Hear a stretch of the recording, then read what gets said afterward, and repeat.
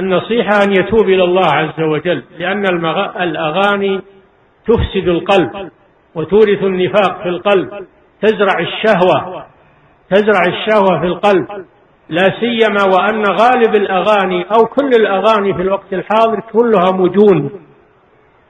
مجون وتغزل بالنساء وتطريب، فهي أغاني ماجنة لا يجوز الاستماع إليه.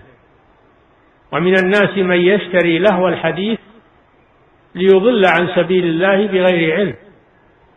ولهو الحديث كما فسره جماعة من أكابر الصحابة منهم عبد الله بن مسعود رضي الله عنه بأن لهو الحديث هو الغنى، وحلف على ذلك لأنه الغنى. والواجب على المسلم أن يستمع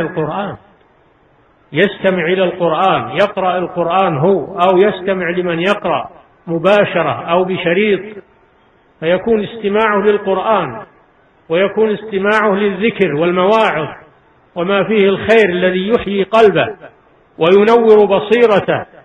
أما الأغاني والكلام الباطل فإنه يعمي بصيرته ويفسد قلبه، ولا حول ولا قوة إلا بالله. نعم.